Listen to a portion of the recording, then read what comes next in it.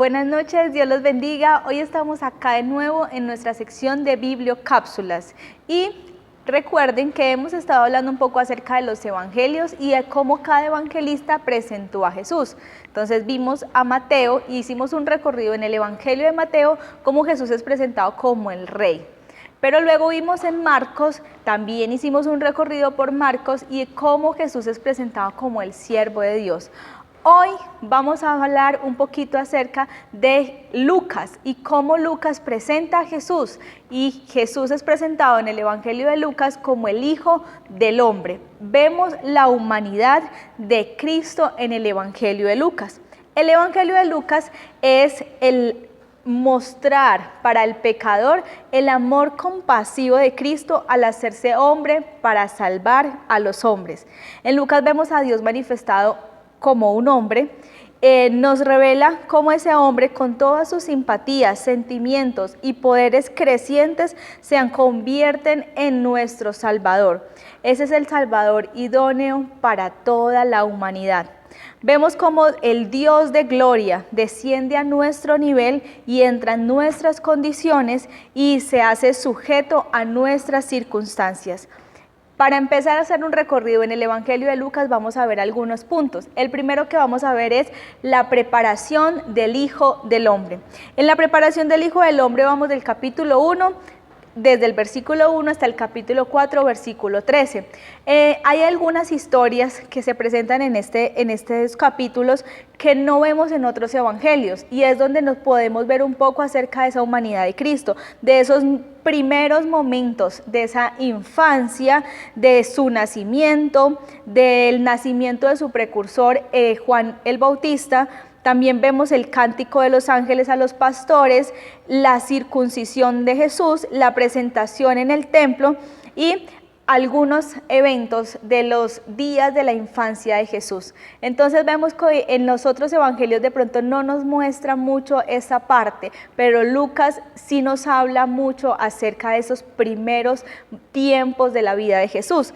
Y uno de los momentos más importantes y que se puede como resaltar en el Evangelio de Lucas fue cuando Jesús tenía 12 años y se quedó en el templo. Habían ido a adorar toda la familia y en el regreso José y María se dan cuenta que Jesús no estaba y se regresan a buscarlo. ¿Y Jesús dónde estaba? En el templo, hablando de la ley con los maestros, allí aprendiendo, y él dice, en los negocios de mi Padre estoy. Entonces vemos cómo el niño crecía en sabiduría y en estatura, nos dice Lucas, pero también crecía en gracia para con Dios y con los hombres. Luego viene un silencio donde no se dice nada de qué pasó con Jesús en esos años y vuelve cuando él en su humanidad se rige también a las normas del tiempo. ¿Y qué hace? Se bautiza como cualquier otra persona lo estaba haciendo en ese tiempo. Se bautiza en el bautismo de agua, que era el bautismo que proclamaba Juan el Bautista, su precursor. También encontramos un relato importante en la genealogía que no vemos en la genealogía de Mateo. En Mateo vemos cómo la genealogía nos lleva hasta Abraham, pero en Lucas nos lleva hasta Adán. ¿Y por qué Lucas se remonta hasta Adán? Porque quiere mostrar cómo Adán, el padre de la familia humana, viene también nuestro Señor Jesucristo. Se trata sin duda del linaje de su madre. Aquí no hablamos mucho, aunque hablamos de que José era parte de la familia de David, pero estamos hablando también desde la genealogía de su madre. Y vemos también luego cómo Jesús es tentado y el propósito de esa tentación fue poner a prueba a Jesús, pero también demostrar que él permaneció fiel porque estaba lleno del Espíritu Santo.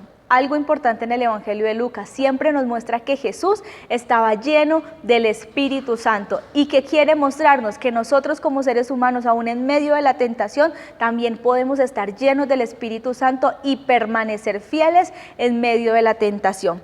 Luego encontramos desde el capítulo 4, versículo 14, hasta el 19, versículo 48, encontramos el ministerio del Hijo del Hombre. En el ministerio del Hijo del Hombre, vemos cómo Jesús inicia su ministerio con la predicación de Jesús en la sinagoga un sábado, un día de reposo. Y quiero leerles ese pasaje antes de continuar. Y dice así: el Espíritu del Señor está sobre mí, por cuanto me ha ungido para anunciar buenas nuevas a los pobres, me ha enviado a proclamar libertad a los cautivos y dar vista a los ciegos, a poner en libertad a los oprimidos, a pregonar el año del favor del Señor. Y dice, ese era el libro de Isaías que se le entregó, y lee este pasaje. Y luego Jesús dice, luego enrolló el libro, se lo devolvió al ayudante y se sentó. Todos los que estaban en la sinagoga lo miraban detenidamente, y él comenzó a hablarles y les dijo, hoy se cumple esta escritura en presencia de ustedes. ¿Qué estaba haciendo Jesús con esa predicación? Les estaba diciendo, hoy empieza mi ministerio y conmigo se cumple lo que había predicho el profeta Isaías, de que con él venía esa salvación y él venía a dar esas buenas nuevas. Entonces, también podemos ver cómo esas buenas nuevas que traía Jesús tenía un alcance mundial.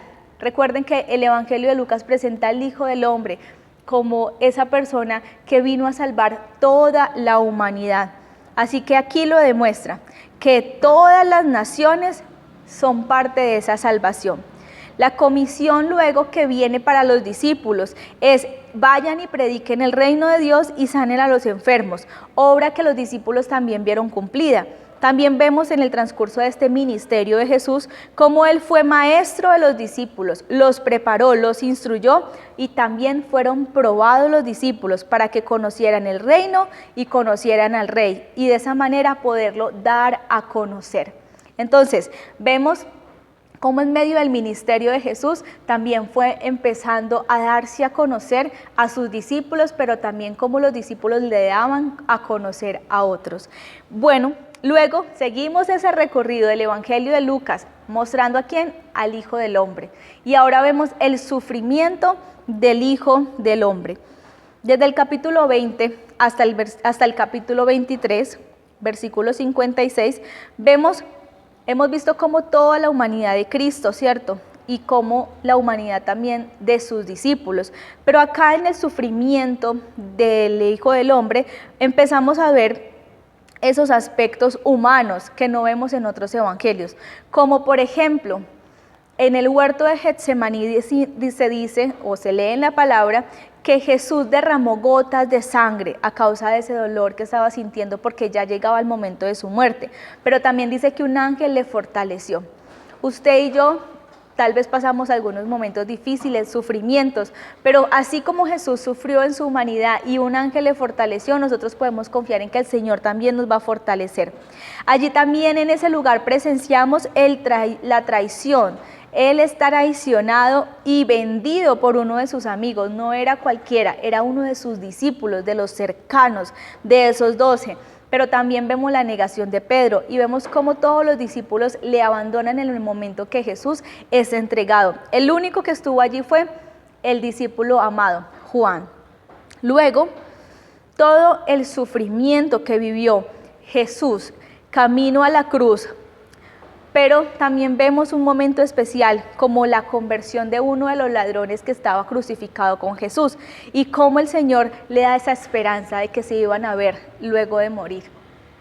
Y también vemos una declaración especial y fue la del centurión. Cuando muere Jesús, el centurión dice, verdaderamente este hombre era justo. Reconocieron esa justicia que habían visto en la vida de Jesús. Lástima que todo eso pasó, pero también creemos y entendemos que fue un propósito de Dios que todo eso pasara, si no usted y yo no estaríamos acá, ¿cierto? Entonces, finalmente en el Evangelio de Lucas vamos a ver la victoria del Hijo del Hombre en el capítulo 24. Después de los momentos de sufrimiento encontramos una escena hermosa, sublime, y es la resurrección. ¿Qué pasó? Jesús murió, pero resucitó. Y ahorita vemos la victoria. Vemos cómo Lucas nos permite ver momentos y apariciones de Cristo en algunos momentos y algunas personas específicas, pero quiero resaltar ese momento en que los discípulos se dice que iban camino a Emaús, que iban unos discípulos camino a Emaús con los que él se encuentra, y Jesús en su comprensión, porque siempre fue ese hombre comprensivo, y amigo de todos, empieza a enseñarles las escrituras y empieza a sacar la palabra y a mostrarles cómo con Jesús se había cumplido cada una de las palabras que nos hablaba el Antiguo Testamento. Para ellos en ese tiempo la palabra de Dios, que era lo que tenían recopilado, ¿sí? Y empieza a hablarles con los profetas, dice que empezó a recorrer cómo cada persona había profetizado y hablado de él y cómo con Jesús se había cumplido. Pero cuando Jesús come con ellos y parte el pan, es que esos discípulos le reconocen y le dicen verdaderamente él era, pero no lo habían reconocido. Luego, más adelante también vemos cómo se presenta a todos los discípulos y cómo ven a Jesús resucitado. Pero ahora ya Jesús no era más un Cristo local, ahora vemos a ese Cristo universal. Ahora el gozo y la esperanza habían regresado a sus seguidores luego del sufrimiento de verlo morir en la cruz. Y para terminar, quiero leerles la última parte del Evangelio de Lucas, capítulo 24, versículo 45. Dice así: entonces les abrió el entendimiento para que comprendieran las Escrituras. Esto es lo que está escrito. Les explicó que el Cristo padeciera y resucitara al tercer día, y en su nombre se predicaran el arrepentimiento y el perdón de pecados a todas las naciones, comenzando por Jerusalén. Ustedes son testigos de estas cosas. Ahora voy a enviarles lo que ha prometido mi Padre. Pero ustedes quédense en la ciudad hasta que sean revestidos del poder de lo alto. Y termina diciendo: después los llevó Jesús hasta Betania, allí alzó las manos y los bendijo. Sucedió que mientras los bendecía se alejó de ellos y fue llevado al cielo.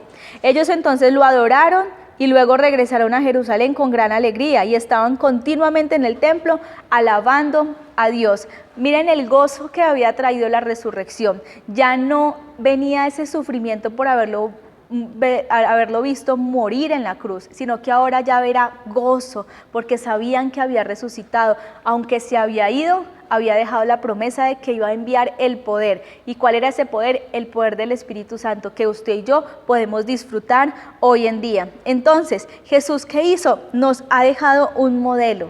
Nos ha dejado ese ejemplo de que como hombre, Él también sufrió, Él también vivió tentación, pero que también resucitó. El Señor hizo la obra y usted y yo ahora podemos disfrutar de esa vida que el Señor nos da a través de su resurrección.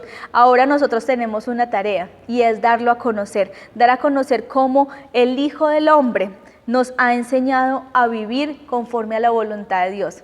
Él nos dejó un ejemplo, ahora nosotros vamos a seguir ese ejemplo. Y como los discípulos en esa última parte del Evangelio de Lucas, sigamos alabando, adorando a Dios, buscando su presencia, buscando el poder de su Espíritu Santo, y estoy segura que juntos vamos a cumplir la gran comisión. Y ese Cristo humano que ha sido y se ha dado a conocer para toda la humanidad, dando salvación a toda la humanidad, está aquí y está para ustedes, para mí y para cuantos Dios quiera salvar. Y nosotros hacemos parte de ese propósito. Somos la herramienta de Dios para que otros puedan conocerle. Así que Dios los bendiga y nos vemos en una próxima oportunidad. Recuerden, Lucas nos presenta al Hijo del Hombre. Dios los bendiga.